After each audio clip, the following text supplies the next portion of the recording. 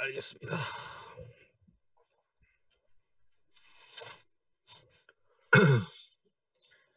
이제 방송 킵니다. 네. 저는 오늘 채팅창을 안 보고 그냥 할게요. 네. 그래서 왜냐면 이게 서로 상호 소통을 하는 방송은 아니다 보니까 내가 보니까 저번에. 원래 항상 소통 많이 하시고 저도 그러니까 이럴 때는 좀 더 저희 서로에게 집중하는 게 좋을 것 같아요. 네, 왜냐면 저도 그것 때문에 어차피 이제 서로 간 얘기하다 보면 회원들 간의 의견을 또 여기다 유입시키기 좀 힘들더라고요. 보니까 차라리 그냥 이렇게 방송에 집중하는 게 나은 것 같아요. 네. 방송 켜졌고 아이고 이게 채팅창 이제 막 들어오십니다. 안녕하세요 여러분들. 오늘도 저희가 아주 엄청나신 분들을 또 모셔와서 여러분들에게 이제 방송을 하게 되었어요. 저번에 방송이 워낙 호응이 너무 좋았기 때문에 제목이 싸우면 누가 이길까? 얘들이 장난치고 있네. 아니 진짜로 저번에 좋았어요? 네, 되게 반응 많이 좋았어요. 사람들이 거의 감동받았다는 그런 글도 많이 올리셨어요. 감동을 받았다고요? 좋네요.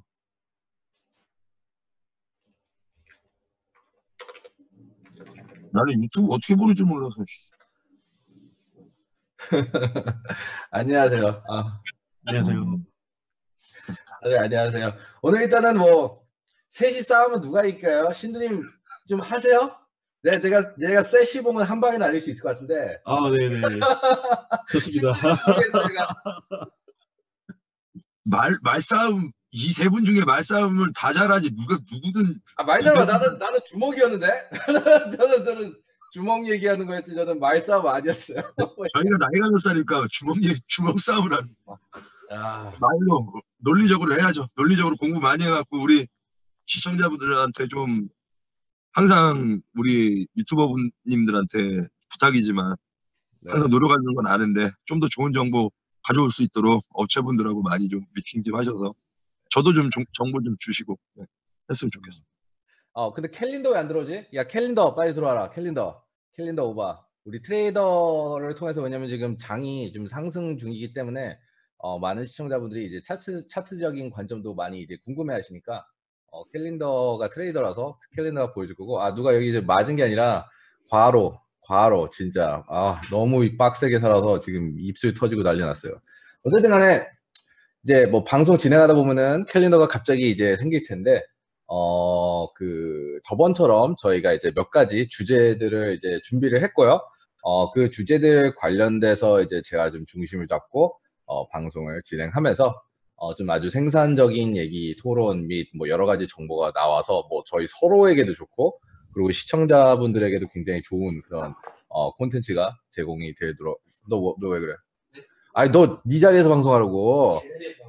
그래. 캘린더가 우리 사무실에 들어오고 있어. 네 얼굴을 봐야지 사람들이 제대로.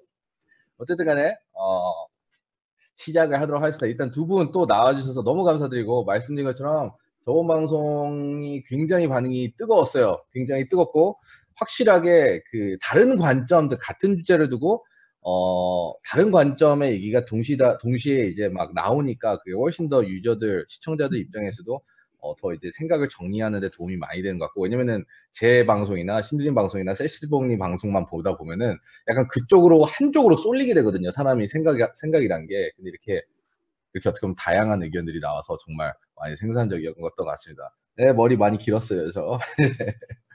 어쨌든 저희가 이제 저희 카페에서 저희 유저분들이 또 올려주신 질문들도 몇 개 있어요. 제가 이제 그래서 그런 거부터 먼저 좀 가볍게 좀 약간 질문도 괜찮은 것들에 대해서 좀 얘기를 하고 싶은데, 제가 이제 유저분들이 올리신 질문들 보면요, 진짜 유저분들이 뭘 생각하는지 이게 그냥 항상 바뀌지 않는 것 같아요. 그러니까 요즘에 아직도 계속 이슈가 되고 있는 거래소 관련된 것들, 신규 거래소 계속 나오고 있고, 마이닝 거래소 계속 나오고 있고, 그러니까 그거에 대해서 글이 올라오는 건 또 하나밖에 없어요.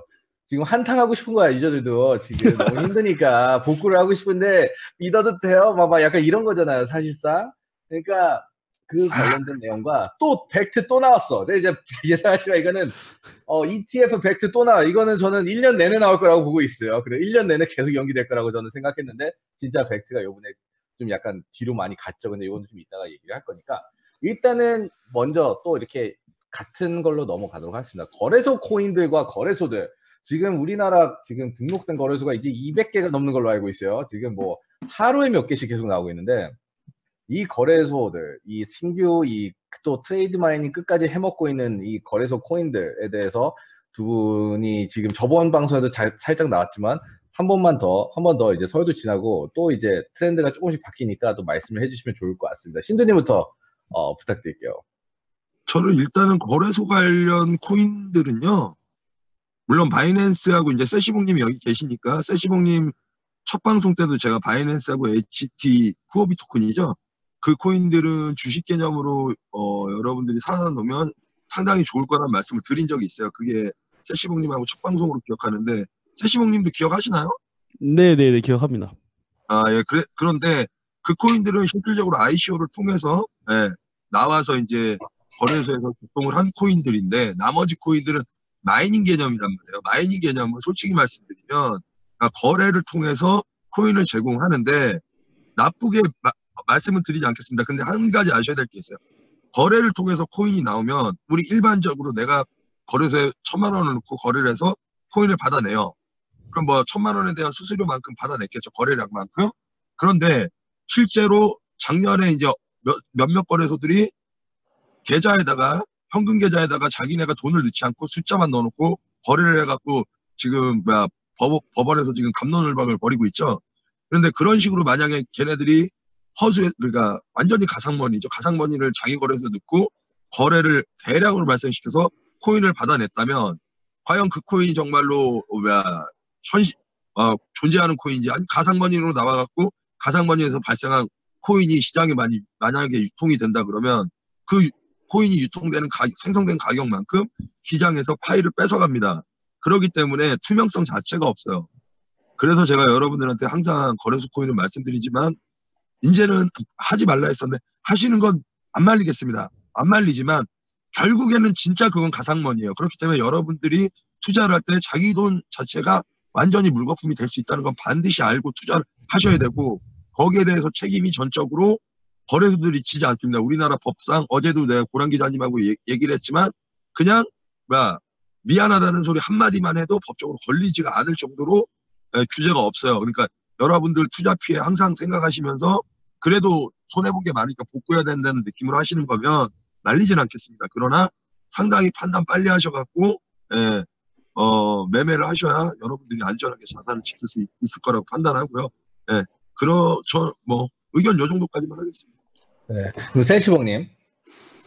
거래소 코인은 저도 방금 신두님 말씀하신 거 적극적으로 동감하고요. 그리고 일단은 차트가 시작이 되면은 그거를 서스테인 할 수 있는 여러 가지 방식이 있고 아니면은 뭐 이런 비즈니스 전략 같은 게 있어야 되는데 예를 들어서 바이낸스 BNB 같은 경우는 되게 많은 프로젝트랑 그리고 암호 지갑들이랑 이미 파트너십을 보유를 하고 이 BNB를 실질적으로 이제 사용 혹은 트랜잭션 하려고 하는 모습들을 되게 많이 보이고 있어요. 뭐 예를 들어서 제가 많은 프로젝트들과 파트너십을 보유하겠다고 했는데 기프토나 뭐 펀디엑스, 뭐 덴트랑 미스릴 등 뭐 이런 다양한 암호 지갑과 이런 프로젝트들 간의 이런 상호 협력 관계가 굉장히 많고요. 그리고 BNB 코인을 쓰려고 하는 되게 새로운 기업들이 점점 많아지고 있어요. 그래서 이런 유지 케이스들이 확대가 돼야 그 코인의 가치가 유지가 되고 점점 거래량도 쌓이면서 이제 신뢰도라는 게 보증이 돼야 되는데 여러 지금 트랜잭션 마이닝 그런 코인을 만드는 거래소들은 그렇지가 못해요. 전략들이 상당히 많이 떨어지고 사실은 로드맵이 거의 없는 것처럼 보여요. 그래서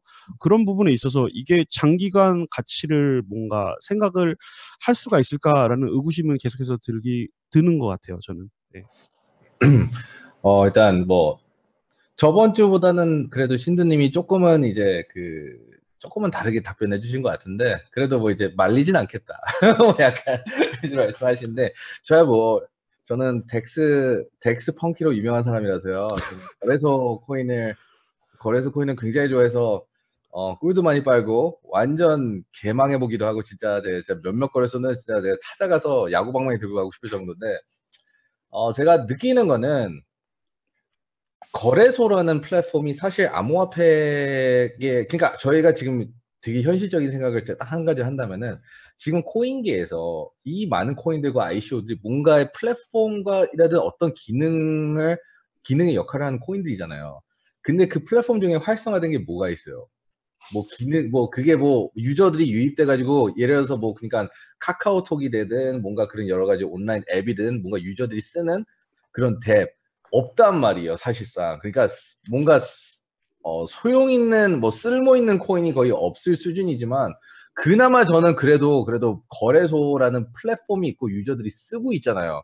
그러니까 그 거래소에서 나오는 그런 거래소 코인에 대한 뭐 당연히 스캠이 똑같아요. 일반 ICO라든지 코인도 스캠이 90% 이상인 것처럼 거래소도 스캠이 정말 많기 때문에 그거를 잘 어떻게 보면 구별을 해야 되겠지만 만일 그 거래소가 잘 된다면 그 거래소 코인은 저는 같이 잘 되는 구조로 갈 수밖에 없다고 생각해요. 어떻게 되든 간에. 그 이제 바이낸스 코인이 굉장히 이제 선두주로서 그런 사례를 보여줬고 그 외에 뭐 후오비 토큰도 마찬가지고 뭐 여러 가지 거래소 코인들 메이저 거래소 코인도 많이 됐고 덱스 같은 경우도 저는 개인적으로는 그러니까 코인빗이 요즘에 좀 풀이 죽어 있는데 다시 좀 시동이 걸리면서 가게 되면은 같이 움직일 거라고 저는 좀 생각해요. 근데 이제 덱스 좀 좋은 소식 좀 있으시나요, 스펀키님? 저는 제 희망 회로기도 한데 근데 저는 그냥 코인빗은 거기서 얼마나 열심히 일하고 계신지 제가 알고 있기 때문에 그냥 그런 부분을 펀더멘털을 전제하에 얘기를 드리는 건데 이제 이 거래소가 망할 것 같다. 얘는 얼마 못 갈 것 같다. 그러면 그 거래소 코인 당연히 거의 삭제되겠죠. 약간 그렇게 생각하고 있어서 그 사업 자체 여러 가지 그런 그 비즈니스 자체에 대한 그 승부수가 이게 이제 통하느냐 안 통하느냐 약간 거기에 따라서 그 거래소 코인의 운명이 갈릴 것 같아요. 근데 거래소 토큰들이 지금 거의 다 망하는 이유가 신규 거래소들이 오픈을 하는데 아무런 엣지가 없어요. 그 거래소가 다른 지금 현재 돌고 있는 거래소보다 좋은 게 뭐 한 가지라도 있으면은 뭔가 그걸 토대로 뭔가 엣지가 있을 텐데 솔직히 없단 말이에요.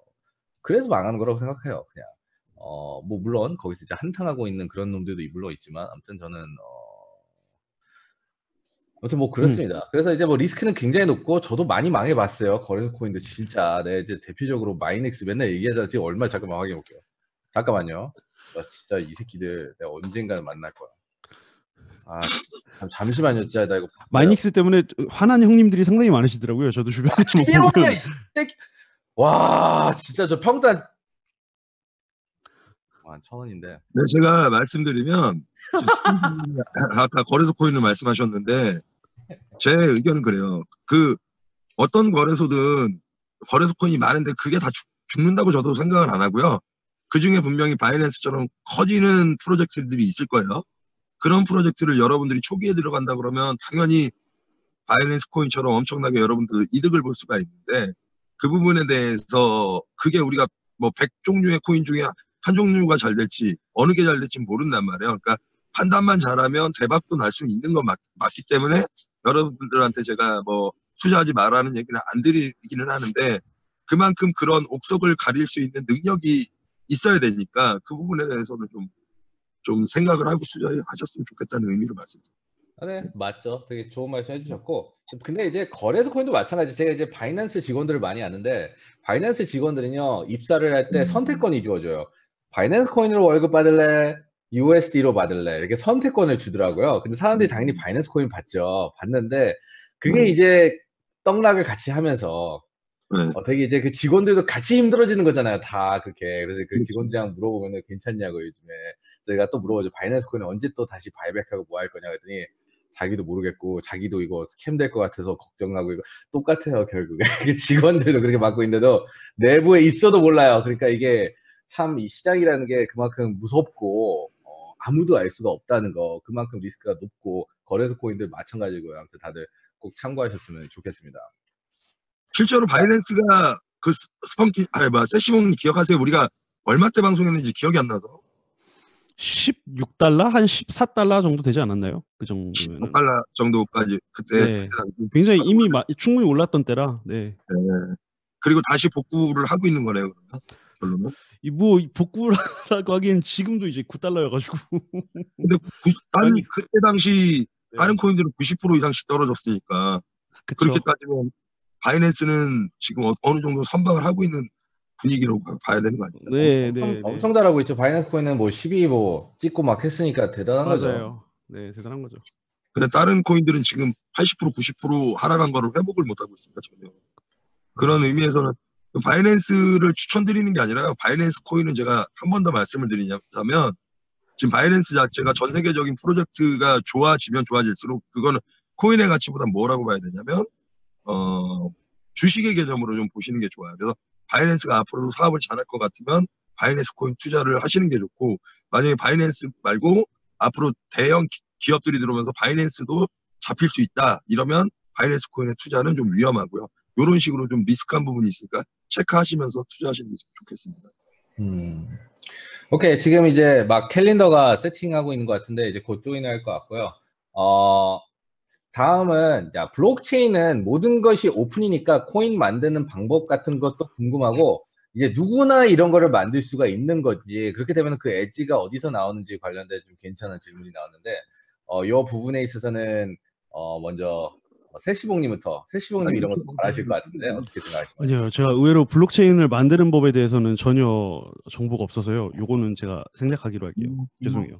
네. 신두님 저기 전화 받고 계시네. 신두님 바쁘세요? 아니요. 제 유튜브를 한번 제 걸 켜봤는데 네. 화질이 안 좋아갖고 화질이 안 좋아서 못하겠네요. 한번 켜봤습니다. 예. 네.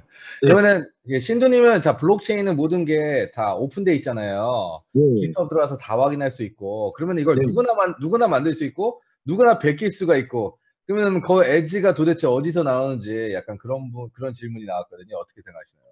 저는 일단 사실은 그래요. 지금 오픈소스라고 하죠. 네. 오픈소스라고 하는데 이제 암호화폐라는 게 누구나 만들 수 있다는 거는 저는 4차 산업혁명에서 대단히 중요하다고 보는 건, 우리가 유튜브가 옛날에는 뭐 드라마를 제작하거나 1인 방송을 제작한다는 생각을 못 했잖아요. 네네. 그런데 1인 방송 같은 게 제작이 되면서 일반인들도 거기서 뭐 소소하게나마 수익이 나올 수 있는 구조가 되어가고 있잖아요. 네. 마찬가지로 저는 코딩만 좀 하고 할 줄 알면 암호화폐를 누구나 만들 수 있어서 앞으로 4차 산업혁명이 일어나면서 일자리가 감소하는 거 있잖아요. 네. 일자리가 감소하는 부분을 충분히 개인들도 수익을 낼 수 있는 사업을 암호화폐 시장이나 유튜브든 뭐 이렇게 개인들이 충분히 그런 소득을 창출할 수 있는 시장이 열릴 수가 있다고 판단하기 때문에 좋다고 보고, 또 한 가지 뭐냐면 모든 사람들이 오픈소스로 해서 제작할 수 있다는 건 결국엔 많은 사람들이 이 프로젝트에 참여할 수 있기 때문에 인프라가 형성이 빨리 될 수가 있어서 암호화폐 시장이 많은 사람이 참여하게 할 수 있는 이 시장 상황이 나중에는 암호화폐 시장을 엄청나게 크게 성장시킬 수 있다고 보기 때문에 저는 항상 오픈소스에 관해서는 항상 긍정적입니다. 그리고 제가 여기서 더 말씀드리고 싶은 부분이 있는데, 그 코인 발행은 되게 쉬워요. 그리고 코인을 뭐 예를 들어서 10억 개, 뭐 100억 개, 1000억 개 이렇게 각 어떤 뭐 예를 들어서 플랫폼을 쓰느냐에 따라 다르긴 하지만 문제는 비즈니스 플랜이거든요. 내가 과연 왜 발행을 하는지, 사람들을 납득시킬 만한, 그리고 어떤 장기적인 로드맵, 이 코인이 지금 여러 카테고리 지금 이미 나와 있는 그런 코인들과 경쟁이 가능한지, 쓰임새가 있는지에 대한 그런 철학이 먼저 되게 중요한 것 같아요. 그리고 빈틈을 반드시 노려야만 하는데, 그러지 못하고 중복되는 것들이 너무나 많고, 그리고 대부분들이 그냥 ICO 모금, 그러니까 쉽게 내가 이 돈을 모으기 위해서 이제 코인을 발행하는 경우들이 너무 상당히 많다 보니까 결국에 뭔가 좋은 취지로 시작을 하더라도 좀 그런 장기적인 어떤 플랜의 좀 부족으로 인해서 결국에는 가격이 무너지잖아요. 네, 그런 상황들이 많이 생기기 때문에 블록체인 발행, 뭐 코인 발행은 아무튼 쉽다라고 말씀을 드릴 수 있을 것 같아요. 그리고 사실은 뭐 코인 에어드랍을 하는 것도, 뭐 그런 트랜잭션도 사실은 그렇게 비용이 크게 들지는 않아요. 뭐 이더리움 같은 경우에 상당히 많이 들긴 하겠지만 이오스 같은 거라던가 뭐 웨이브스 같은 거라던가, 저는 상당히 수수료가 낮은 걸로 알고 있습니다.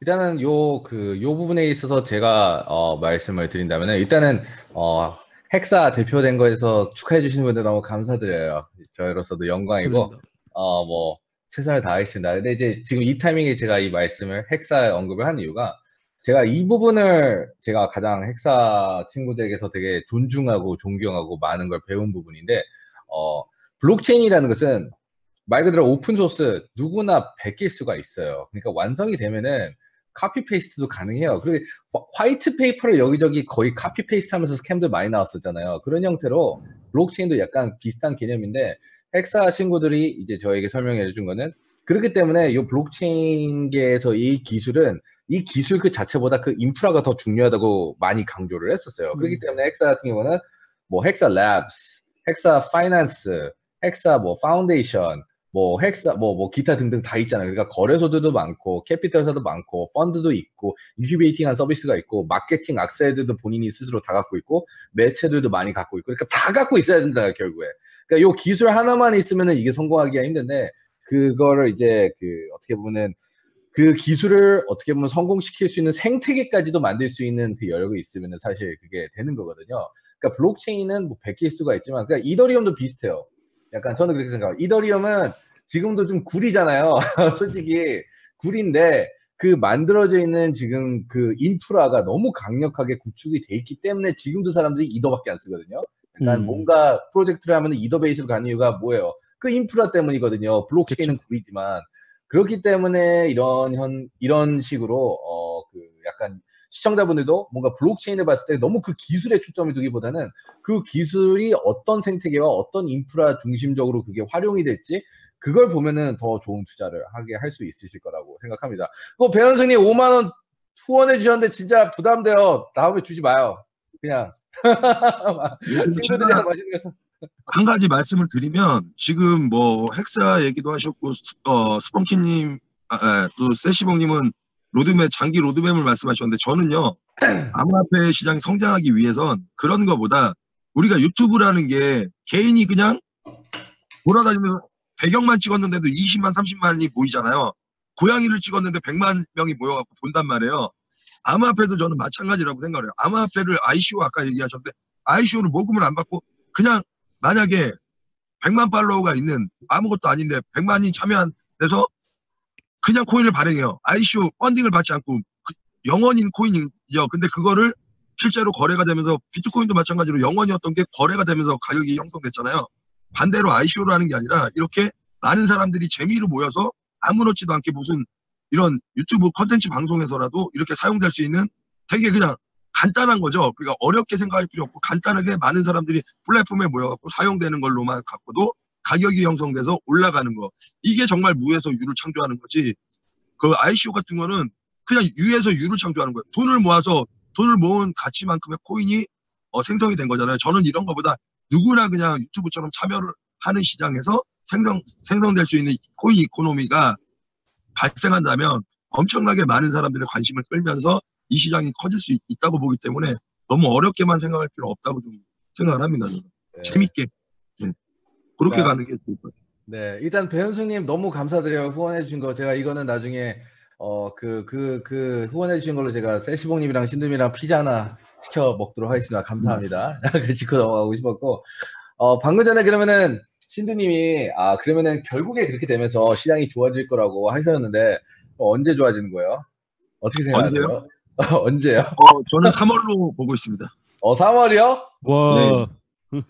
자, 내가 지금 말하는데 신두님이 3월이라고 해서 이거 되게 안 좋아요. 반대로 갈 수도 있어. 조심해야 돼.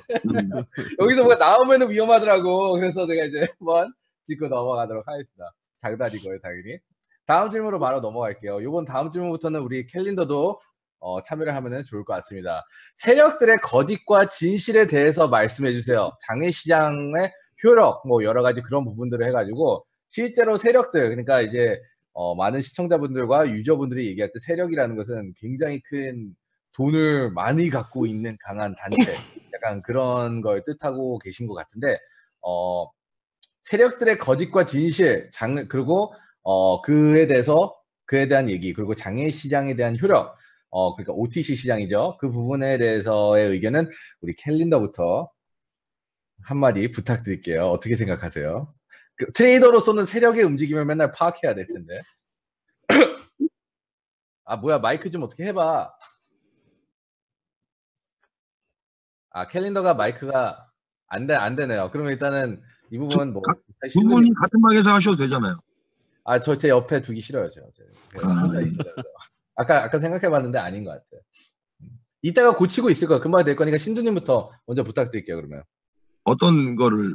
그러니까 막 세력들, 막 신두님이 생각하시는 이 진짜 세력이 뭘 하고 있는지, 그리고 세력이 존재하는지, 그리고 세력은 어떤 사람들인지, 약간 그런 부분 얘기해 주실 것 같아요. 네, 솔직히 제가 이제 암호화폐를 하면서 주식도 했지만 세력이란 얘기는 뭐 주식에도 나오고 항상 나오는 거니까 없을 수는 없어요. 없을 수는 없는데 저는 항상 투자를 하면서 세력이라는 게 없다고 생각하고 투자를 합니다. 왜냐하면 제가 그걸 의식하게 된다부터는 그 사람들의 의도를 파악하려고 하기 때문에 오히려 저는 그게 문제가 된다고 생각해요. 세력이라는 거에 대한 투자 방법에 대해서는 판단을 안 하는데 세력은 실제로 존재하죠. 왜 그러냐면 지금 오늘 뭐 이따가 얘기할 기회가 있을지 모르지만 뉴스 보시는 분들은 알 거예요. 오늘 미국의 연기금, 그러니까 경찰 공무원 연금이죠.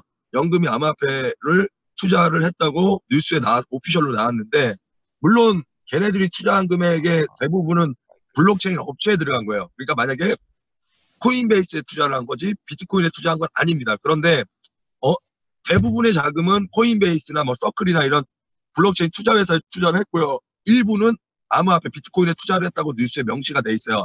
근데 이게 그럼 전 세계 1호냐? 아닙니다.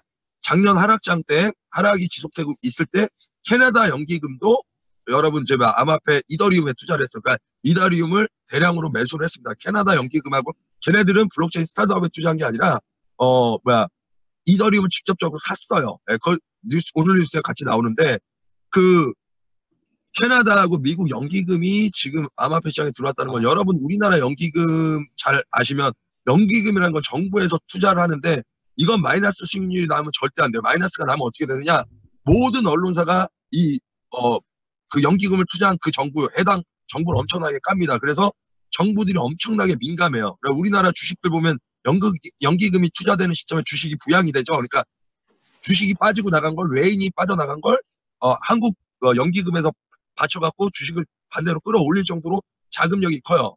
그럼 비트코인에 지금 그만큼 들어왔냐? 그건 아닙니다. 비트코인에 이제 들어오기 시작한 거지 우리나라 연기금처럼 뭐 갑자기 비트코인을 반대로 뛰어 올릴 수 있을 만큼 큰 자본을 바로 넣은 건 아닌데 시험 삼아서 넣고는 있어요. 지금 전 세계적으로 넣고는 있는데 우리가 여기서 전 세계적인 방향을 봐야 되는 게 캐나다하고 미국은 최우방국이라고 합니다. 캐나다, 그다음에 미국, 호주를 최우방국이라고 하는데 이 나라들이 지금 동일선상에서 암호화폐 시장에 참여를 하고 움직이고 있는 모습들이 있기 때문에 이런 부분이 결국엔 세력인 거죠. 얘네들이 세력을 확장할 때 그 확장이 될 때가 우리가 암호화폐 시장에 촉발이 올 텐데 그러면 지금 매수를 하고 있다는 시점에서 저 역시도 이제 지금 많은 자본은 안 갖고 있지만 얘네가 세력이니까 얘네들이 매수했다는 시그널이 나왔으니까 분할로 얘네가 언제 끌어올지 몰라도 그 끌어올리는 시점 전까지는 저도 최대한 분할로 같이 발권 스텝 바이 스텝을 해나가야 된다. 이렇게 봅니다.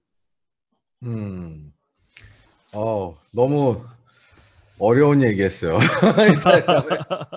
저에게는 좀 어려웠어요. 저도. 세시봉님 한 말씀 부탁드립니다. 네, 세력이라기보다 그냥 뭐랄까 뭐 결국엔 작년에 이런 차트적인 대응을 못 해가지고 솔직히 할 말은 없긴 한데 결국에는 고점에서 지금 저점까지 자연스럽게 차트가 흐름이 있는 상황인 것 같고요. 뭐 여기서 더 내려간다 아니면 여기서 이제 멈췄다가 이제 다시 상승한다 여러 이야기들이 많은데 저는 그냥 제 유추는 미국이 지금 비트코인을 조금 모으는 시기라고 판단을 해요. 그래서 지금 뭐 전반적으로 경제적인 어려운 상황도 있기도 하고 요거를 대처할 수 있는 게 뭐 비트코인이다라는 이야기들이 제기되기도 있기도 하고요. 그래서 비트코인이 지금 신뢰도가 굉장히 많이 떨어져 있는데 이런 잠재적인 가능성을 이제 또 팩트 얘기를 다시 하게 됩니다. 이 제프 스프레커라고 하는 사람이 이제 신뢰 회복을 할 수 있는 모멘텀을 만들어 줄 거다라고 보고 있는데 문제는 이게 계속 지연이 되니까.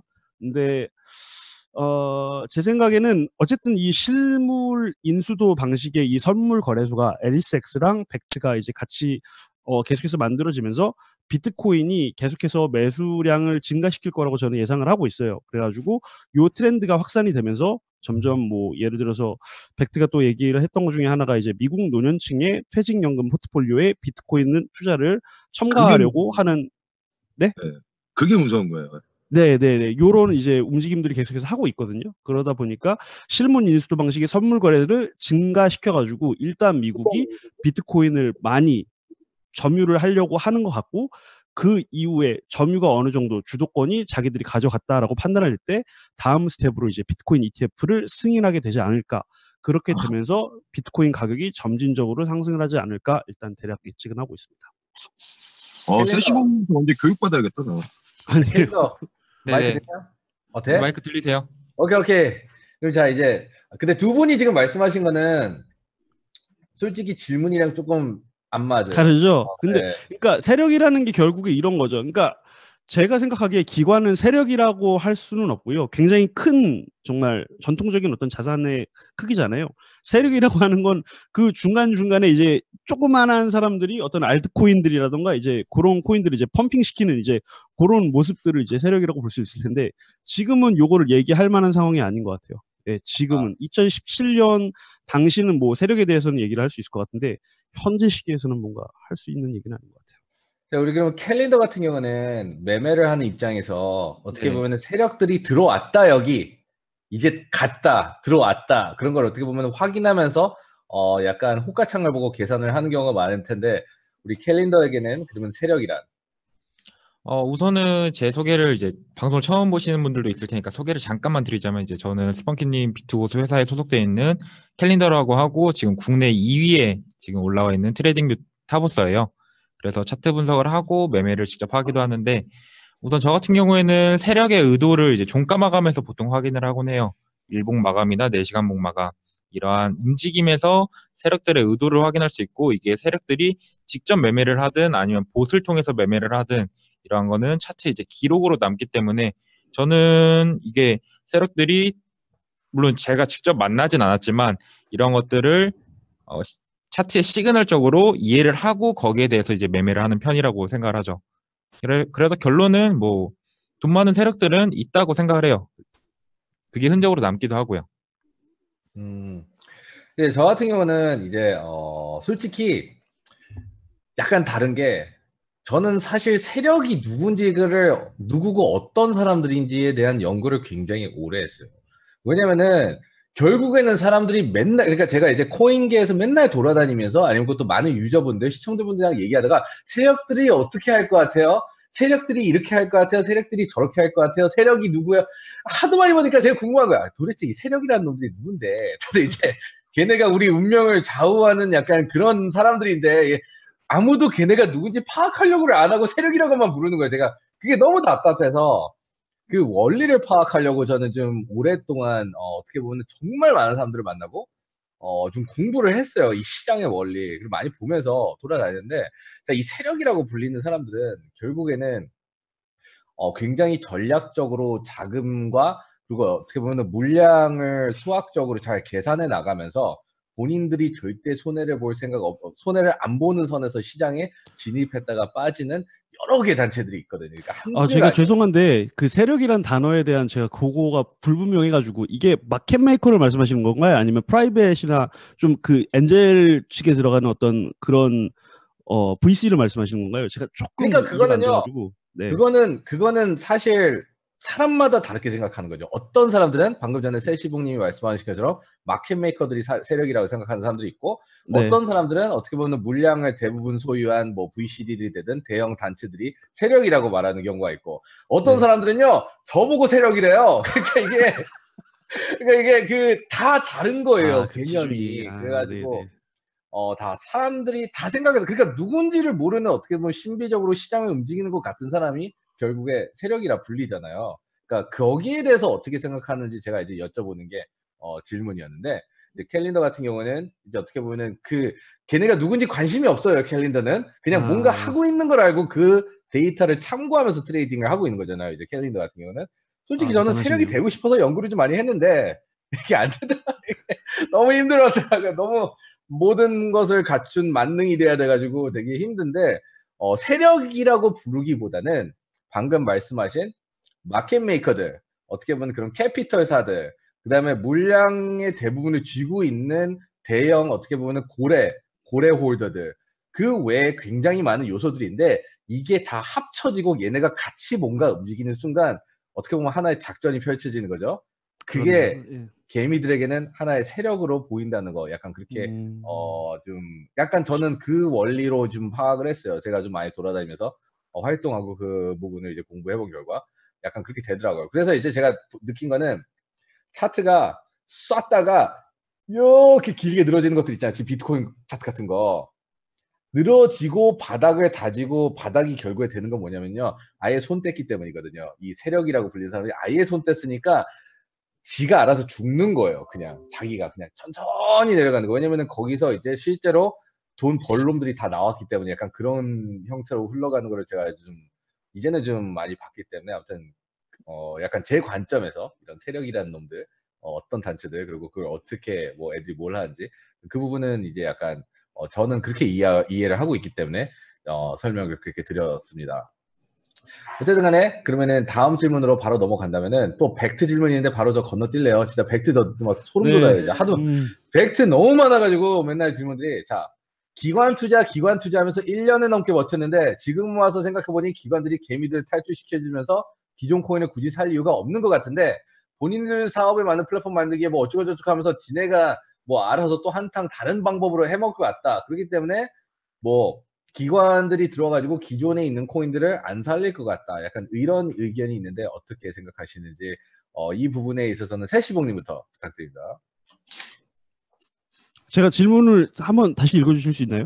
네, 그러니까 많은 분들이 네. 맨날 기관들 들어오면은 걔네가 떡상시켜줘서 우리가 살아날 거다. 네네. 이런 얘기를 많이 하잖아요. 사실 다 기관 네네네. 온다. 근데 생각해보니까 기관들이 굳이 와서 우리를 왜 살려주냐. 그죠. 새로운 코인을 만들어서 가면 되지. 아, 새로운 코인을 만들어서. 네, 그렇죠. 근데 그 부분에 있어서 어떻게 생각하시는지. 글쎄요, 저는 그렇게 뭐 개발자를 고용해서 이런 독자적인 플랫폼 아니면 코인을 만든다 이런 말씀이신 것 같은데 독자적인 블록체인 일단 구축하는 게 쉽지가 않아요. 되게 일단 숙련된 되게 요거를 오랫동안 만들고 되게 많은 아이디어와 인프라스트럭처에 대한 이해도가 있는 사람을 찾는 게 굉장히 어렵고 그런 분들 대부분이 대표를 하세요. 그 코인에 뭐 이오스의 덴나리머나 아니면은 뭐 스텔라의 이제 제드 메칼립 같은 사람들이 그렇게 하고 있어서 대부분 뭐 기관들은 아시다시피 거래소를 만들죠. 뭔가 마진 거래소를 추가적으로 만든다려고 하든지 아니면은 뭐 퓨처 이런 거래소를 만들려고 하든지 아니면은 뭐 그런 커스터디언 서비스를 통해 가지고 쉽게 자기 친구들을 야, 내 거래소 되게 신뢰도 있고 굉장히 너희 돈 뭐 이렇게 쉽게 무너지지 않으면서 잘 모금할 수 있는 괜찮은 거래소니까 한번 들어와봐 이런 식으로. 그래서 지금 되게 피델리티라던가 뭐 에리스엑스라던가 벡트라던가 굉장히 많이 만들어지고 있잖아요. 그래서 저는 오히려 그렇게 생각을 하고 있어요. 코인을 만든다? 코인을 만드는 사람들은 따로 있는 것 같아요. 이따가 뭐 말씀드릴 기회가 있긴 하겠지만 계속해서 새로운 유형의 블록체인을 만들려고 하는 움직임들은 있거든요. 뭐 예를 들어서 뭐 옵스도 이제 곧 나올 거고 그리고 뭐 코스모스라고 하는 어떤 체인도 있고 그리고 헤데라 해시그래프 같은 어떤 블록체인은 아니지만 DAG 기술과 뭐 PBFT 방식의 어떤 그런 것들을 활용해 가지고 만든 이런 새로운 유형들의 체인들은 계속해서 개발을 하기 때문에 뭐 그런 것들이 나중에 정말 시장에도 잘 이렇게 나온다라고 하면은 거기에 기관 자금이 들어갈 가능성은 높겠죠. 네. 그러면 우리는 물려 있는 것들은 어떻게 돼요? 그러면 우리 물려 있는 것들 이게 그러니까 저는 그렇게 생각해요. 일단 그게 뭐가 됐든지 간에 예를 들어서 저는 자세히 경험을 못했지만 2017년 초 혹은 2016년 말에 이더리움이 정말 가능성 있는 코인이라고 모두가 예상을 했기 때문에 뭐 많은 정말 세력들이라던가 그런 것들이 이제 이더리움 가격을 크게 상승을 시켰잖아요. 어떤 촉매제가 필요하다고 생각을 해요. 하이프가 필요한 거죠. 그래서 이런 하이프를 새롭게 만들 코인이 다음엔 어떤 것일까가 아무래도 관심의 대상이 될 것 같고 그거를 통해서 시장에 돈이 유입이 되면서 다른 물려있는 코인들도 자연스럽게 상승이 되지 않을까라는 예상을 해봅니다. 좋습니다. 아주 내용 아주 좋네. 네, 신두님 그러면 한마디. 저는 일단은 지금 그러니까 만약에 새로 들어오면 이미 죽어있는 코인을 끌어올릴 이유가 있냐는 질문들을 많이 하시는데 그분들의 질문이 잘못됐어요. 그러니까 시장 구조를 아셔야 되는데 자 우리나라 전 세계적으로 달러를 기반으로 쓰죠. 달러 자산이 무너지면 전 세계 이제 불경기가 오고 호경기가 오면 다시 달러 자산을 비롯해서 엔화도 강세가고 유로화도 강세가고 우리 원화 자체도 강세가 오듯이 지금 암호화폐 시장을 한 지구적인 측면으로 봤을 때 비트코인 밑으로 다 하위 구조로 지금 코인들이 생성이 돼 있기 때문에 지금 비트코인으로 코인을 사는 구조는 뭐냐면 코인들 자체도 구조상 상위 개념이 있는 거예요. 그러니까 비트코인을 필두로 이더리움도 당연히 저희 마켓이 있죠. 이더리움으로 코인을 살 수 있는 마켓이 존재하기 때문에 이더리움 밑에 또 마켓들이 코인들이 존재하고 이런 식이면 결국엔 자 보세요. 시장이 다시 좋아지면 비트코인이 기축이기 때문에 비트코인을 사게 돼요. 사람들은. 비트코인으로 돈이 몰리면 왜 알트들이 오르냐면 비트코인으로 살 수 있는 하부 구조로 형성이 되어 있기 때문에 코인들 대부분이 비트코인이 오르면 따라서 오릅니다. 이건 무슨 얘기냐면 일본의 경기가 한참 좋았을 때 일본의 경기가 좋으면 일본이 수출을 많이 해서 경기가 좋으면 일본의 자산 가치가 다 올라요.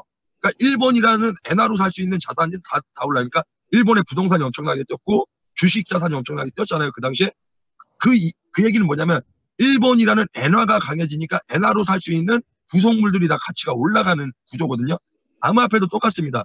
비트코인이 오르면 비트코인으로 살 수 있는 암호화폐는 다 오르는 건 맞아요. 그런데 문제는 뭐냐면 이게 지금 여러분들이 걱정하는 것처럼 다시 한번 버블이 못 올 수 있는 건 스테이블 코인이 비트코인이 코인을 사는 시장 구조를 왜곡시켜버리면 이제 다른 생태계를 구성하게 되면 그때는 우리가 갖고 있는 코인들이 성장하지 못할 수도 있는 게 맞습니다. 그러나 아직까지는 비트코인 마켓이 법정화폐나 스테이블코인 마켓보다 훨씬 더 강력하게 존재를 하기 때문에 결국엔 비트코인 가격이 오르면 비트코인 가격이 오른 만큼 알트가 그런다고 작년 2017년처럼 크게 오르지 못하더라도 일부 올라요. 그런데 비트코인으로 크게 수익을 본 사람들은 수익을 극대화하기 위해선 비트코인이 오르고 알트들은 제자리예요. 그러면 이 갭 차이가 엄청나게 됐죠. 얘기는 뭐냐면 비트가 여기 있고 리플이 여기 있을 때 비트 하나 갖고 리플을 10개뿐이 못 사요. 그런데 비트가 이만큼 오르면 리플 안 올랐어. 비트 하나 가지고 리플을 50개를 사요. 그럼 비트를 갖고 있는 애들이 판단하죠. 와, 지금 비트로 리플을 바꾸면 옛날에 10개였는데 지금 50개를 획득한다.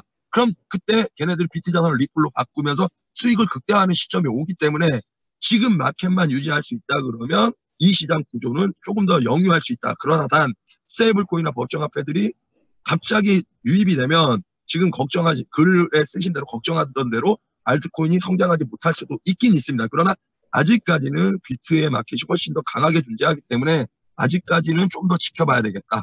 이렇게 저는 설명을 드리고 싶습니다. 지금 스테이블 코인 말씀을 하셔서 제가 여기 살짝만 좀 준비한 내용을 좀 말씀을 드리면 지금 테라라고 하는 코인이 이제 되게 오랫동안 펀딩도 하고 이제 준비 기간을 거쳐가지고 3월에 나오려고 하는데 저는 다른 스테이블 코인에 비해서 요게 살짝 기대가 되는 면이 있어요. 바로 지금 모든 알트코인들이 다들 얘기를 하고 있는 많은 사람들이 사용을 과연 법정화폐처럼 할 수 있는가가 지금 가장 관건이잖아요. 그래서 지금 테라 같은 경우는 테라 얼라이언스라는 걸 만들었거든요. 그래서 여기 이제 관련된 회사들이 티켓몬스터, 일단 본인 신현성 대표 자체가 이제 본인이 만들었던 티켓몬스터랑 배달의 민족, 그리고 야놀자, 메가박스, 이제 무신사 같은 이제 의류 그런 온라인 마켓에서 이 테라의 코인을 사용할 예정이래요. 그래가지고 요거를 결제 용도로 쓰이게 되면 이제 무슨 일이 일어나느냐?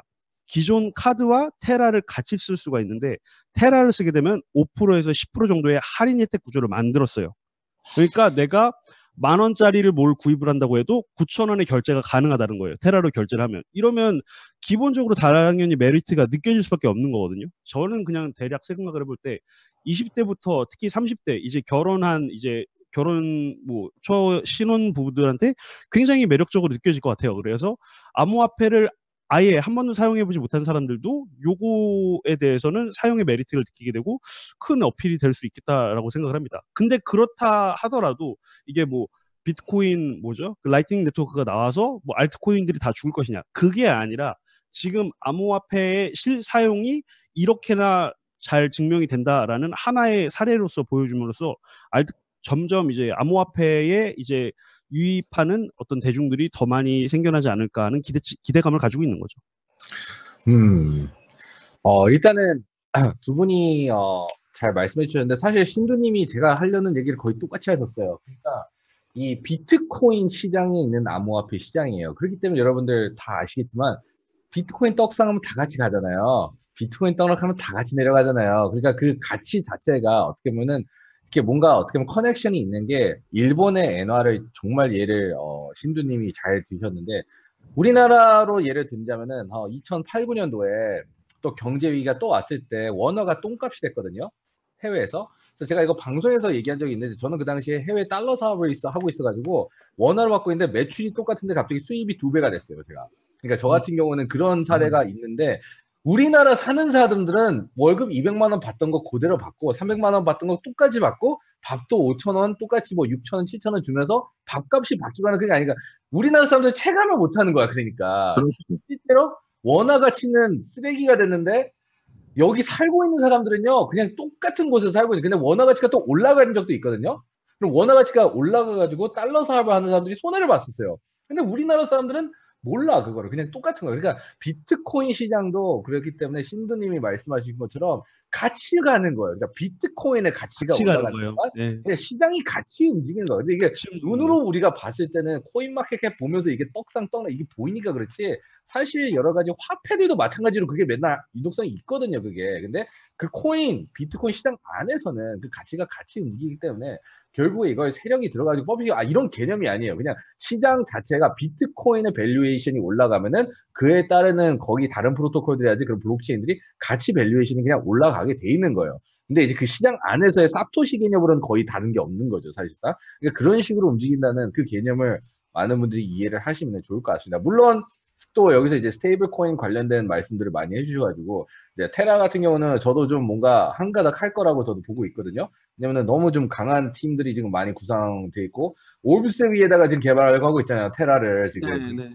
올브스를 지금 검토하고 있는 건데 테라가 그러면서 알라이언스가 생기고 그리고 뭐 기존의 프로토콜들보다 지금 뭐 그러니까 헥사 친구들이 자기네 기술 정도의 수준으로 굉장히 기술을 리스펙트하고 있는 프로젝트가 방금 전에 그 셀시봉님이 언급한 그 코스모스거든요. 사실 우리나라 그 코인제스트에 그 상장된 그 똥코인 말고 진짜 코스모스 체인이라고 따로 있거든요. 거기는 사실상 되게 그런 신기술 뭔가 그런 저 사실 잘 모르긴 하지만 그냥 너무 어려워서 그냥 요만큼만 얘기를 하는데 네네네. 그러니까 뭐 어쨌든 간에 그런 게 나와서 진짜로 이 생태계를 뭔가 바꾸는데 역할을 한다면 걔네도 치고 올라오겠죠. 근데 걔네가 치고 올라온다고 다른 애들이 이런 거는 이런 개념이 아니라는 것만 시청자분들이 좀 참고를 하시면 좋을 것 같아요. 같이 이렇게 달려드는 거예요. 네, 캘린더 어떻게 생각하십니까? 네, 우선은 이제 그런 질문을 주신 분들은 결국 기관이 들어와서 나를 이제 살려줄 수 있느냐가 가장 중요한 거잖아요. 그리고 우리의 최종 목적은 기관들이 들어온 게 아니라 우리의 수익을 낼 수 있느냐가 가장 중요할 것 같은데, 아직까지는 누구도 이제 부정할 수 없는 건 비트코인은 아직까지 하락장이라는 거예요. 상승장이 아직 오지 않았다는 거라서 기관이 들어온다고 해서 얘가 상승장에 오느냐? 그거는 아직까지는 확신할 수가 없는 거죠. 기관이 지금 주시를 하고 있는데도 투자를 안 했을 수도 있는 거고 오히려 투자를 했는데도 이 모양 이 꼴일 수도 있는 거예요. 그런데 어쨌든 지금은 하락장이기 때문에 우리도 이제 배를 타고 나갈 때는 밀물 썰물을 이제 보통 보고 나가게 되잖아요. 물론 기술은 발달되었지만 이제 썰물의 배를 타고 나가는 게 나은 거지 밀물보다는. 그런 것처럼 아직까지는 하락장에서는 기관이 주시를 한다고 하더라도 투자하기에는 아직까지는 수익을 내기에는 어려운 장인 거는 마찬가지라 비트코인이 조금 더 안정이 돼야만 기관이 들어올 수 있다고 생각을 하고요. 그리고 기관이 이제 새로운 코인을 만든다고 했을 때 비트코인을 대체할 수 있는 코인을 나온다면은 모를까, 그러지 않는다면은 결국 비트코인 가격을 따라갈 거라 기관이 만들든 아니면 있는 코인에 투자를 하든 비트코인 하락장이 끝나야만 우리는 수익을 볼 수 있다는 게 결론일 것 같습니다. 오케이. 그러면은 제가 지금 다음 제가 주제 같은 경우는 저도 아예 보지도 못한 뉴스인데 뭐 이런 일이 있었나 봐요. 대한민국이 스테이블 코인이 뭐 나와요? 뭐 그런 게 있어요? 네, 사실은요. 그 얘기를 그게 단가요?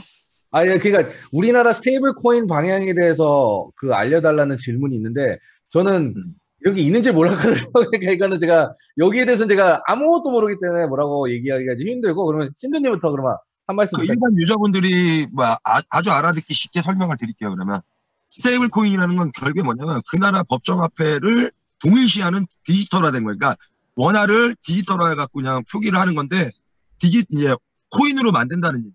코인으로 만드는데 사실 우리나라는 스테이블 사업이 크게 필요가 없습니다. 왜냐하면 스테이블 코인은 결국에는 국제결제관에서 훨씬 더 빠르게 결제할 수 있게. 그러니까 우리나라가 저 같은 경우에 아마존을 한 번도 직구를 안 해봤어요. 이유는 뭐냐면 결제가 힘들어서요. 그런데 이 스테이블 코인이라는 건 뭐냐면 스테이블 코인은 국경 간 결제를 할 때 기존의 신용카드를 어렵게 결제하는 시스템을 완전히 바꿔서 획기적으로 바꿔서 누구나 결제를 쉽게 하면서 아마존 물건을 외국에서도 더 쉽게 쓸 수 있는 국가적으로 자기네 회사들을 IT 기업들을 더 많은 나라에 가서 수출을 할 수 있게끔 물건을 팔게끔 해서 성장을 가해줄 수 있는 촉매제가 되는데 그러면 우리나라의 법정화폐가 전 세계적으로 기축으로 무역거래에서 쓰이느냐 안 쓰입니다. 그렇기 때문에 우리나라는 사실상 우리나라 안에서 충분히 지금 은행에서 우리 카카오뱅크나 여러분이 농협이나 이렇게 계좌이체나 신용카드 쓰는 게 불편하지 않기 때문에 우리나라는 사실상 스테이블이 필요가 없는데 문제는 뭐냐면 기축을 갖고 있는 달러예요. 이 달러라는 건 지금 달러들이 다 약해진다고 예상하는 이유가 뭐냐면 해외의 유수의 나라들이 달러의 보유고를 줄이고 있어요. 그 얘기는 뭐냐 달러가 약해질 거라고 생각하니까 금을 사기도 하고 다른 대체 자원을 사는 거예요. 해칭하기 위해서. 그런데 미국에서는 달러를 더 많이 쓰게끔 나라들이 하게 되면 달러가 강하게 돼서 다시 달러가 망한다고 하는 사람들한테 달러의 강함을 보여줄 수가 있는 거죠.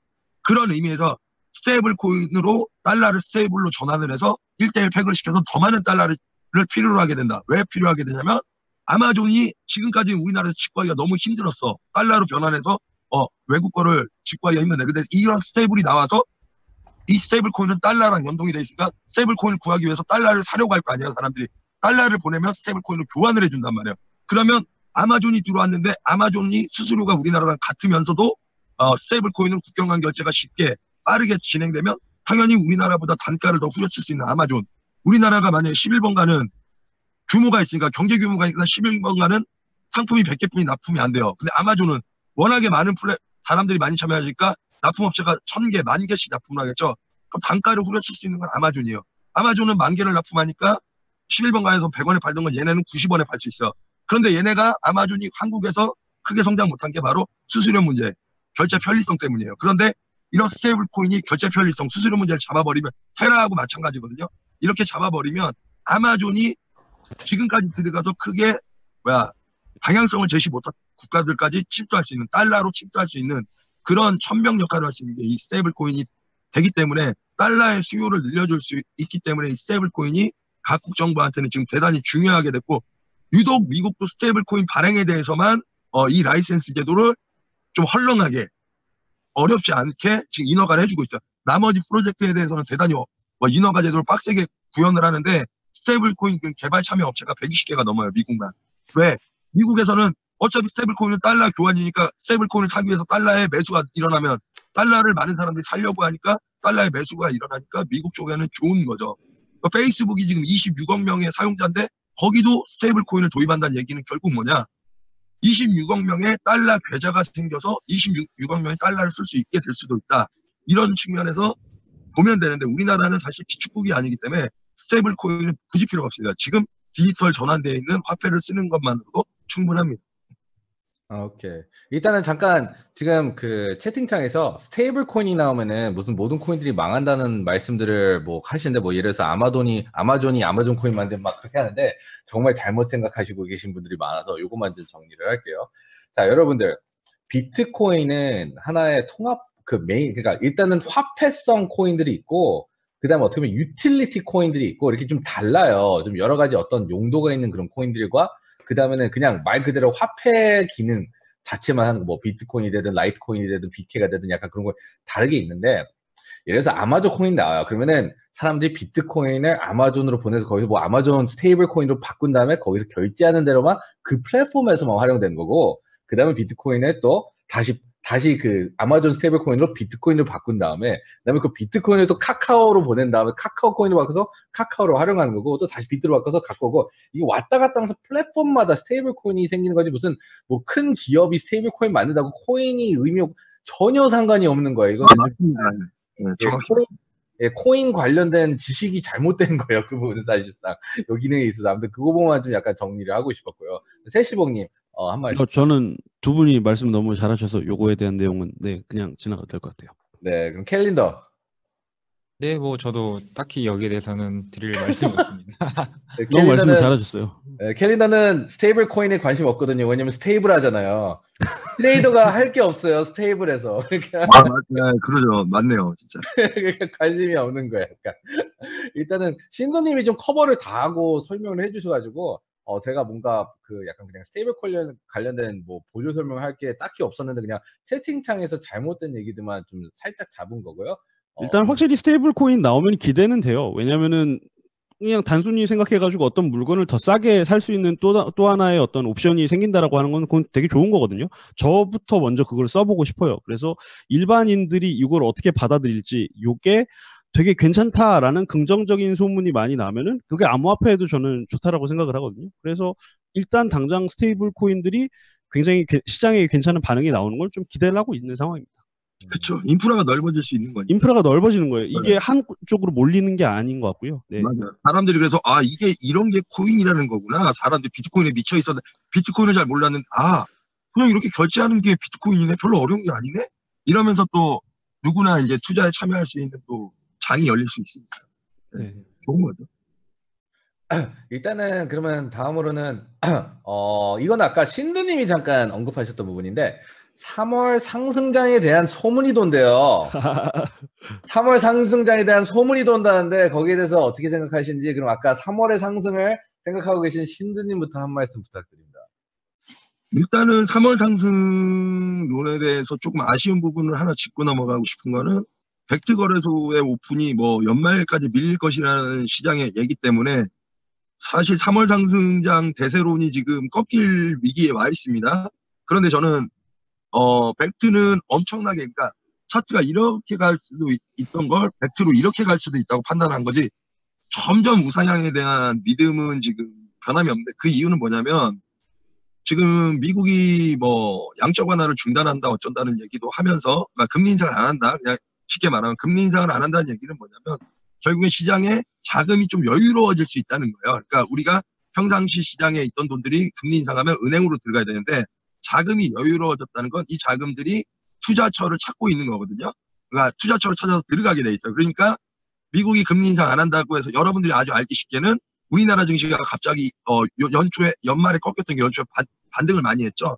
미국도 많이 반등을 했고요. 이 얘기가 왜 이렇게 됐냐면 미국이 원래 금리 인상을 이번 연도도 4차례 한다고 그랬는데 금리 인상을 안 하거나 오히려 인하할 수 있다는 얘기도 나왔기 때문에 이 얘기는 뭐냐면 결국엔 지금 은행으로 들어가려고 대기했던 자금들이 들어가지 않고 시장에 투자 가치가 있는 상품 쪽으로 투자 수요가 쏠릴 수가 있다는 얘기였거든요. 그러면 여기서 팩트 거래소가 만약에 오픈이 되면 당연히 팩트 거래소도 기관들이 참여할 수 있는 길이 열린 거죠. 길이 열렸기 때문에 요 자금들이 팩트 거래소를 통해서 기관 자금들이 암호화폐 시장으로 넘어올 거라고 판단을 했는데 아쉽게도 팩트 거래소가 지금 3월 안에 오픈할지는 알 수는 없게 됐어요. 그런데 그렇다더라도 3월 달에 브렉시트 문제도 있고 영국 문제도 있고 또 이태리하고 프랑스하고 지금 급격하게 사이가 안 좋아졌거든요. 그러면 이거는 그냥 여러분들이 쉽게 설명하기 위해서 유럽이 서로 싸우게 되면 유럽이 유로화를 쓰지 않을 수도 있어요. 그럼 유로화를 쓰지 않을 때 유로화의 볼륨을 차지하는 무역거래에서 그만큼의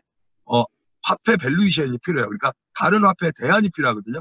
대안 모델을 찾기 위해서 노력하는 시점이 3월부터 시작될 거라고 보이기 때문에 대안 화폐를 지금 4차 산업혁명이 얘기되는 시점에서 디지털화돼 있고 디지털화된 스마트폰 안에서 작동할 수 있는 보다 손쉬운 화폐 쪽으로 많은 사람들이 귀를 기울이지 않을까 판단을 해서 저는 3월 상승론에 대해서는 아직 유효하지만 벡트 때문에 조금 아쉽다. 네, 벡트가 있었으면 큰 폭으로 좀 쳐줄 수도 있었는데 벡트가 지금 방향성이 아직 안 나서 그게 좀 아쉽다. 이렇게 정리합니다. 네, 세시봉님. 네, 저 방금 그 신뢰드님이 이제 벡트 거래소 지연된 거에 대해서 좀 3월 상승장이 조금 뭔가 그런 게 좀 꺾였다. 이제 상승 그런 기폭제가 좀 꺾였다는 말씀 저 공감하고요. 저도 3월 상승장에 대한 믿음이 있어요. 근데 이게 지금부터 쭉 스카이 로켓 이렇게 딱 올라간다 그게 아니라 한번 잠시 올라갔다가 또 꺾일 수도 있긴 하지만 어쨌든 대략적으로 상승에 대한 좋은 재료들을 많이 발견을 하게 됐어요. 일단은 가장 첫 번째로 삼성 갤럭시 S10 요게 암호화폐 지갑을 포함을 시킨다고 했거든요. 그래서 삼성 갤럭시 폰이라는 게 세계적으로 지금 20%나 점유율이 있대요. 그러니까 1등 점유율이고요. 그 전 세계에 서비스가 가능하고 또 추가적으로 아직 우리가 뭐 위챗 알리페이급까지는 아니지만 이제 삼성페이와 연동이 가능하다는 점. 거기에 이제 삼성 관련된 어떤 전자제품이라든가 그런 게 되게 많잖아요. 그런 다양한 상품군에 비트코인 및 암호화폐 결제가 염두가 돼가지고 요런 뭐 결제도 가능한 요런 작업들을 미리 선행하는 것이 아닌가 하는 합리적인 이제 유추를 해보고요. 그리고 뭐 팩트는 너무 아쉽게 됐고, 그리고 뭐 캘린더님이 더 이제 자세하게 말씀을 해주시겠지만 지금 비트코인 차트를 봤을 때 월봉 기준으로 대부분의 수치가 지금 굉장히 낮아요. 이제 한 번은 조금 올라가 줄 때도 됐지 않았나 싶을 정도로 뭐 RSI라던가 뭐 MFI라던가 뭐 스토캐스틱 모멘텀 같은 게 이제 굉장히 지금 낮거든요. 그래서 뭐 이런 것들이 추가적으로 또 올라와 줄 수 있지 않을까. 그리고 뭐 해시레이트가 뭐 12월 이후부터 계속 최고 수준으로 지금 상승을 하고 있는 거, 이제 그런 것들이 이제 세 번째 증거이고요. 아까 말씀을 드렸던 것처럼 뭐 테라라던가 뭐 코스모스 이제 코인원에서 상장이 3월쯤에 될 것 같은데, 뭐 그 외에 뭐 올프스라던가 이제 헤드라 해시그래프 같은 이런 굉장히 강력한 기다렸던 퍼블릭 체인들 그 외에 더 있습니다. 이제 그런 것들이 시장에 나왔을 때 이제 시장의 상승을 형성하는 건 결국에 하이프잖아요. 요 하이프가 한 번쯤 와주지 않을까를 기대를 하는 것 때문에 아마 3월에 상승이 좀 있지 않을까 말씀을 드리는 거예요. 네, 그러면은 시청자들이 제일 이제 공감할 수 있는 우리 캘린더가 차트 한번 켜서 한번 3월, 4월까지의 그 예상 경로를 한번 그려주세요. 그게 좋을 것 같네. 어느 정도 근거를 토대로, 기술적 근거를 토대로. 네, 잠시만요. 네, 보이시나요? 네, 보여요. 네, 우선은 저 결론부터 말씀을 드리자면은 3월 상승장에 대해서 저 같은 경우에는 아직까지는 확신하기 어렵다고 보는 게 제 생각입니다. 작년 같은 경우에도 이제 방송을 선물을 네, 시청자 하시는 분들이든 아니면 트레이딩 뷰에서 이제 저한테 의견을 주시는 분들이든 캘린더님 뭐 4월 달에 상승장 오나요? 5월 달에 상승장 오나요? 또 뭐 이제 하반기에는 상승장이 올 것이다 하는 뭐 트레이더나 코인 하시는 분들이 많았어요. 그리고 지나고 보니까 상승장이 오지 않았죠. 또 연말에 상승장 오나요? 그런 질문들이 많았어요. 또 오지 않았어요. 결국 지금 2월 달까지 2019년 2월까지 오면서 계속 떨어지게 됐었죠. 그리고 차트적으로 이제 봤을 때 지난 저 스펀키님이랑 같이 방송을 했을 때 7,200불이 제가 뚫리게 되면은 비트코인은 스캠으로 봐도, 그러니까 이제 차트적으로 스캠으로 봐도 무방하다고 진짜 말씀을 드렸었어요. 당시에도 이제 방송을 통해서 말씀을 드렸었죠. 당시 이제 차트를 말씀을 드리자면은 당시에는 이 부분에서 이제 더 올라가고 여기를 뚫고 나간다면은 패턴처럼 움직일 수 있다고 생각을 했어요. 근데 뚫지 못하고 여기서 내려가는 걸 보고 얘는 이제 아직까지는 더 오르기에는 힘들다고 보는 게 맞다고 생각을 했고요. 매집하고 있는지 뭐 거래량 관련 지표들이나 뭐 여러 가지 분석을 했을 때 한다고 이제 볼 수도 있겠지만 아직까지는 하락장이 더 이어질 수 있다고 생각을 해서 3월 달에 상승장이 오느냐는 물론 여러 가지 올 수는 있겠지만 여러분들이 생각하는 것처럼 6,000달러 한 번에 돌파하고 10,000달러까지 가기보다는 6,000달러대에서는 최소한 무조건 저항을 받고 다시 한번 하락할 가능성도 있고, 차라리 횡보를 해주면서 좀 더 이제 안정된 움직임을 보여야만 장기적으로 봤을 때는 우리는 수익을 낼 수 있을 거라고 생각을 해요.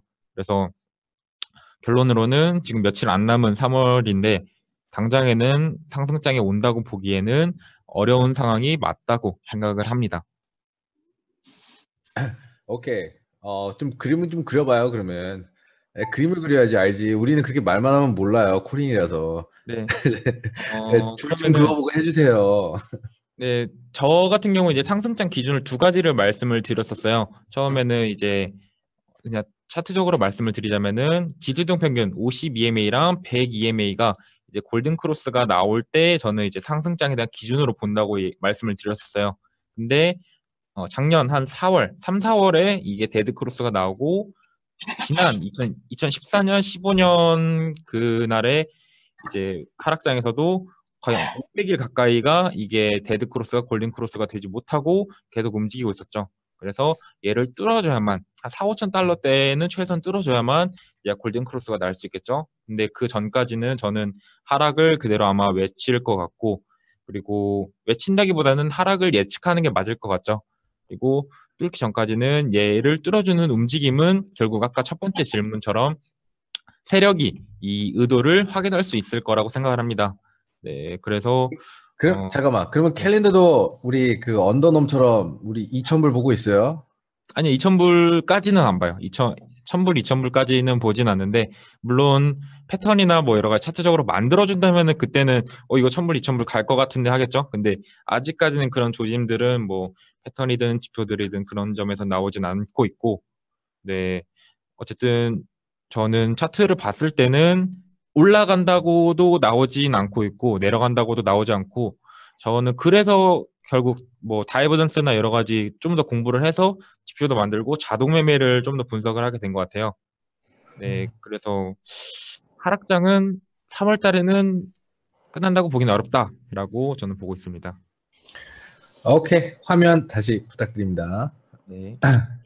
좀 잘 분석해 주시는데, 다 이제 제 생각은요.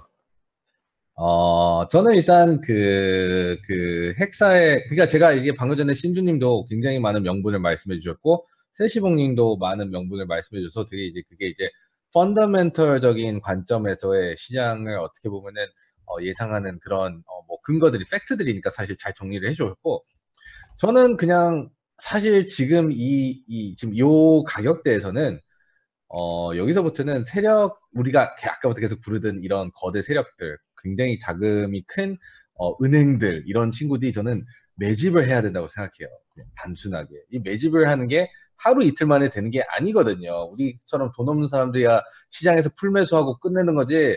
안 돼요. 여러분들 막 그 수백, 수천억, 수천억 그렇게 비트코인 살려면 이게 상당히 오랜 시간이 걸리거든요. 그렇기 때문에 그냥 기간적으로 봤을 때는 3월 달이 좀 저도 개인적으로 조금 빠르다는 생각이 들어요. 하지만 단기적인 반등은 저는 있을 수밖에는 없다고 생각을 해요.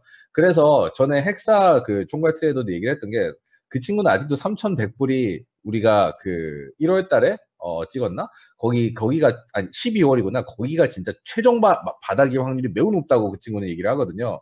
그래서 그 대신 내려갔다가 한번 올라갔다가 내려갔다가 한번 올라갔다가 내렸다가 해서 세 번째 친댔어요. 이게 어떻게 보면 행보거든요. 그것도 마찬가지로. 이것도 행보잖아요. 바닥 치고 그 친구 같은 경우는 3,000불 초반에서 한 4,000 중반 왔다 갔다를 한 뭐 산을 몇 개 긋다가 막판에 이제 사람들이 포기하고 또 떨어질 거라고 생각할 때 그때 치고 갈 거라고 했는데, 그런 패턴으로 봤을 때 3월 때쯤 되면은 여러 가지 지금 두 분이서 말씀해 주시는 많은 호재들과 어떻게 보면 명분이 쓰기 때문에 좀 약간 그런 행보장으로서 어떤 모양이 잡히지 않을까 싶어서, 저는 그냥 그래서 조금 올라갈 것 같고, 그래서 되게 웃긴 게, 여러분이 이거는 올브스에 관련된 그 채팅방에 계시면은, 나 트위터를 팔로우하면 아시겠지만, 유리엘이 결정을 한 게 3월 말에 올브스를 상장을 결정을 작년에 했어요.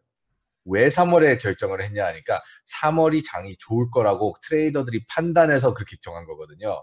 왜냐면은 12월에도 상장을 하려고, 원래 작년 중반부터 12월에 상장하려고 했는데 계획을 바꿨잖아요. 왜 바꿨어요? 12월이 최악이었잖아요. 12월에 상장하면 그냥 한강 가는데 안 되잖아요. 그러면 1월에 하냐 2월 안 된대요. 트레이더도 그때도 계속 힘들고 뭔가 바닥 횡보 중심적으로 될 것 같다 그래서 언제가 주냐 해서 막 애들이 분석을 하다 보니까 3월에서 3월 말 막 약간 그때가 뭔가 좀 훨씬 밝아질 것 같다. 뭔가 좀 약간 모멘텀을 탈 수도 있다. 그래가지고 그때 상장하는 걸로 3월 말에 상장한다고 트위터를 날렸거든요. 걔네가 공식적으로. 이게 다 트레이더들이 준 여러 가지 기술적 분석의 근거를 토대로 얘네가 상장 날짜까지를 정했다는 거, 그냥 많은 분들이 참고를 하시면은 좋을 것 같아요. 한 가지 참고사항으로 3월 말에, 그래서 저도 책을 작년에 나와야 되는 건 3월 말로, 3월 말로 한 이유가 있습니다. 제 책이 3월 말에 나옵니다. 연타로 2권이 나와요. 또 그 출판사 CEO님 도망가시려고 이제 잠수 타려는 것 같습니다. 1권도 손해봤는데 아예 그냥 뭐 인생을 거셨는데, 이분 잘못되면 죄송하네요. 그분한테 참 죄송합니다. 예, 네. 아무튼 3월입니다. 그래서 제가 이번에는 마지막 제가 주제로서는 좀 이제 고르려고 하는 게 뭐냐면은 지금 현재 암호화폐 업계가 힘들잖아요. 많은 코인들이 망해가고 있고, 많은 마케팅 회사들도 망해가고 있고, 업계에 있는 기관들이 망해가고 있고, 펀드들도 망해가고 있고, 제가 뭐 맨날 다 망한다고 방송에서 노래하고 다니는데, 여기 계신 분들이 주변에서 망한 썰 좀 한 번씩, 이 친구들 정말 열심히 하고 좋은데 시장이 안 좋아서 그거를 결국에는 못 이겨서 망하더라. 약간 그런 사례들이라든지 뭐 실명이라든지 완전히 뭐 말할 필요는 없고요. 근데 주변에서 실제로 이 업계에서 지금 얼마나 힘든지 관련돼서 어떻게 보면 일반인들이라든지 시청자들은 자기 돈만 보이지 남들이 망하는 거 잘 안 보이거든요. 그렇기 때문에 그 부분에서 좀 뭐 한두 썰을 좀 해주시면 좋을 것 같은데 신두님부터 좀 부탁드릴게요. 워낙 많이 활동하시니까. 저는 그냥 제가 아는 이제 어떻게 하다 보니까 이제 후배분인데 ICO 모금을 정직하게 했어요. 정직하게 했는데 이제 문제는 뭐냐면 프로젝트는 하려고 했는데 다단계, 그러니까 자기가 개발자다 보니까 팔지를 잘 못 팔아. 그러니까 어느 업체에다 맡겼는데 다단계식으로 풀어버린 거야. 그러니까 초기 참여자는 100원에 들어갈 수 있었는데 기간은 나중에 개미들은 500원에 들어가 버린 거죠. 그러니까 이게 가격이 유지를 못한 게 100원에 이미 들어간 사람들은 상장하자마자 500원에 상장하니까 던져서 수익을 내버리죠. 기관들이 너무 많은 물량을 갖고 있다 보니까 나중에 개미들이 그걸 못 버텨갖고 폭락을 했는데 문제는 뭐냐면 얘네들은 사업을 하려고 해서 이더리움 작년에 ICO를 했어요. 이더리움이 거의 200만 원대 하다 보니까 사업을 하려고 이더리움을 홀딩하다가 50만 원까지 가지고 가버린 거예요. 많이도 안 했는데 50억뿐이 안 했는데 그러면은 4분의 1 토막 났잖아요. 50만 원까지 떨어졌으니까. 그러니까 실제로 이 친구들은 열심히 노력을 했는데도 불구하고 코인 가격도 다단계 업체한테 맡겨놔갖고 떨어져서 코인 가격도 세이브를 못해갖고 자기네들은 그대로 홀딩하는 바람에 자본금이 줄고 이더리움 갖고 있는 것도 자본금이 줄고 이래갖고 죄송하게 됐지만 지금 친구 그 동생이 대리운전합니다. 직원들 마지막 월급 주고 대리운전하고 지금 코인 개발을 혼자서 하고 있어요. 그러니까 지금 마켓에 올라가 있긴 한데 거래소에 말을 못하는, 저도 어떤 코인인지 말씀 못 드리는데 혼자서 지금 어떻게든 그 코인을 살리려고 직원들 다 내보내고 이제 대리운전하면서 낮에는 저거 하면서 하는 안타까운 사연이 있어요. 참 그런 거 보면 그런 친구들한테 돈을 좀 몰아주고 열심히 하게끔 해줘야 되는데 그 친구도 당한 거죠. 다단계 업체나 이런 업체들한테. 그렇습니다. 야, 어떻게 그러면 ICO까지 성공한 다음에 1년 안에 대리운전이 된다는 거는 사실 상상하기 힘든데, 그래도 뭐 많으니까 망한 분들이 많이. 네, 너무 많아요. 네, 급하게 일자리 찾으셔가지고 그렇게 되신 것 같은데, 아무튼, 진짜 뭐, 신두님의 친한 동생이시라면은, 그분은 그럼 그걸 어떻게 살린다는 거예요? 그냥 궁금해서. 일단은 상장은 돼 있으니까 상승장이 오면 직원을 다시 뽑아갖고 팀을 꾸리더라도 지금은 일단은 로드맵대로만 자기가 천천히라도 가겠다는 전략으로 직원들 월급 안 줄 수는 없으니까 직원들 월급까지 다 주고 집도 뭐 전세였는데 전세도 빼갖고 지금 월세로 이사 갔는지 한 3개월 전에 연락이 끊겼어요. 근데 아직 코인은 지금 유통이 되는 거 봐서는 지금 그냥 거래는 되고 있습니다. 세시봉님은 또 많이 아시는데. 사실 되게 많이 걱정스럽고 이제 그런 상황들이긴 한데 뭐 일단 커뮤니티 매니저들만 얘기를 하면은 커뮤니티 매니저들도 줄 곳은 줄었는데 사실 뭐 다 나가거나 그런 상황은 아니에요. 근데 서로들 되게 많이들 걱정하고 있는 상황인 것 같고 다행히 뭐 이런 인터넷 뉴스, 블록체인 관련된 뉴스 미디어들도 계속해서 일단은 건재한 모습이고 유튜브 채널들도 뭐 활동이 좀 저조해진 곳도 꽤 있긴 하지만 어쨌든 저는 아직은 완전히 밑바닥 수준까지는 아닌 것 같아요. 그런데 이제 오프라인에서 이제 미드업을 개최하고 이제 유랬던 이제 인큐베이팅 회사나 마케팅 회사들은 조금 어려움을 상대적으로 좀 겪고 있는 것 같아요. 아무래도 뭐 미국이나 아니면 중국이나 아니면 유럽에서 이런 프로젝트들이 한국에 와가지고 미드업을 개최하고 좀 그런 상황들이 작년 한 4월에서 한 9월까지 굉장히 많았는데 점점 줄어들고 있는 상황인 건 맞는 것 같아요. 그래서 그중에 뭐 특정 업체를 말씀을 드리는 건 예의가 아닌 것 같고 아무튼 제가 전반적으로 봤을 때 암호화폐 시장이 일단 돈은 크게 지금 돌지는 분명히 않는 상황이고요.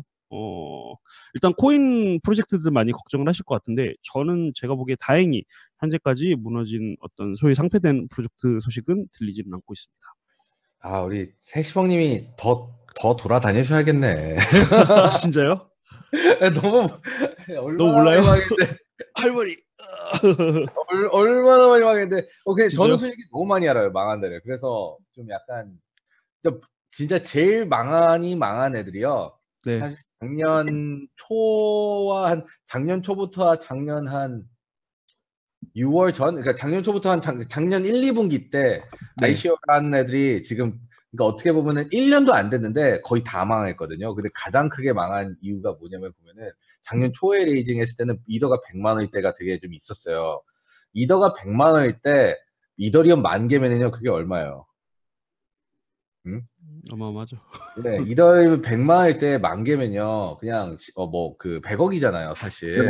네, 100억이란 말이에요. 그러니까 그 정도 되면요 사실 몇 년 버티고도 남지 100억이 되면요. 그러면서 여러 가지 비전을 하고 경영을 할 수가 있는데 그때 이더리움을 갖고 있는 애들이 이제 너무 빨리 떨어지기 시작했으니까 딱 ICO 끝나고 오케이 요이 땅 했는데 100억이 그냥 한 일주일 뒤에 50억 막 그렇게 돼 있고 아 근데 뭐 이 정도면 많이 떨어졌으니까 다시 올라야지가 놔뒀는데 그게 또 이제 뭐 한 30억 20억 막 이렇게 떨어지면서 계속 떨어지니까 사실 그런 친구들이 거의 다 망했어요. 네, 그 거의 정신 못 차릴 정도로 됐더라고요. 걔네 같은 경우는 직원들 월급 막 딱 어떻게 보면은 한 2년치 플랜을 딱 만든 다음에 채용도 화려하게 했는데 2달 뒤부터 자르기 시작해야 되는 거야. 근데 그 팀 구성원으로 뭔가 프로젝트를 개발을 하려고 딱 해놨는데 거기서 구멍이 뚫리기 시작하니까 프로젝트도 이상하게 지연이 되거나 꼬이고 막 그런 사실 저는 사연을 좀 많이 봤거든요.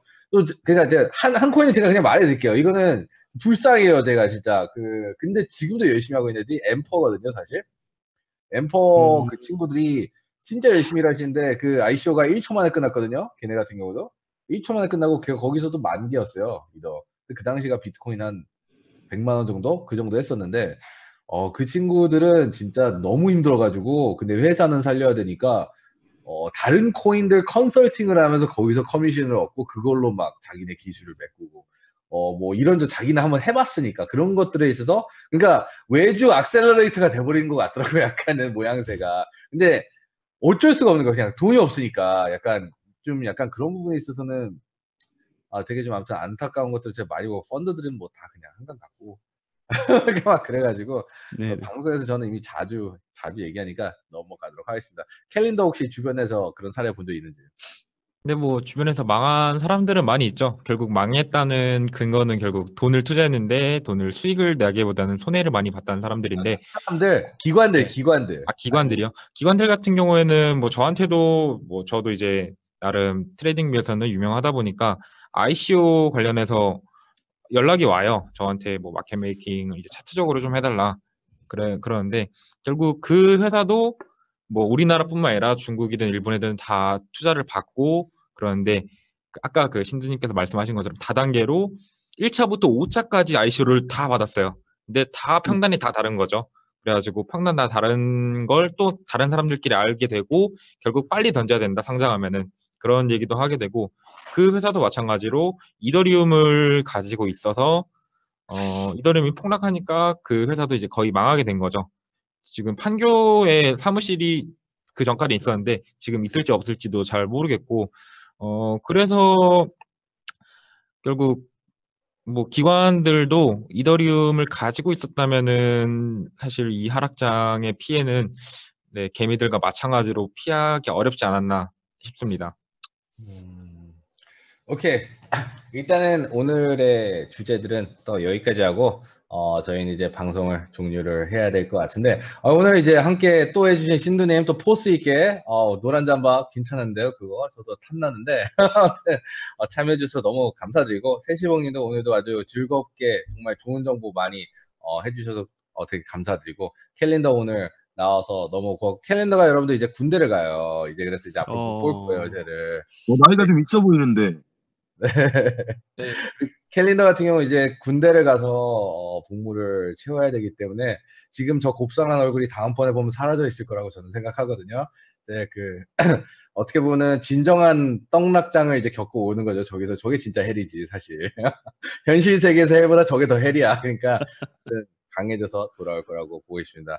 어쨌든 다들 참여해주셔서 너무 감사드리고 저희는 이제 다음에 더 어떻게 보면 재밌게 구상해서 시청자 여러분들 찾아뵙도록 할게요. 다 참여해주신 분들 너무 감사드리고 방송 여기까지 하겠습니다. 감사합니다. 감사합니다. 네. 다 수고하셨어요. 수고하셨습니다. 수고하셨습니다. 네. 아유, 다들 고생하셨고 군대 잘 다녀오라고 말씀 좀 전해주십시오. 아, 네, 감사합니다. 잘 선생님 다녀오세요. 수고하셨어요. 또 봬요. 나이가 좀 있어 보이는데 나중에 군대 갔다 와서 한번 봐요. 예. 네, 아, 네, 저희도 알겠습니다. 지금 뽑으니까 스카우트. 수고하셨습니다. 또 뵙겠습니다. 다음에 뵙겠습니다.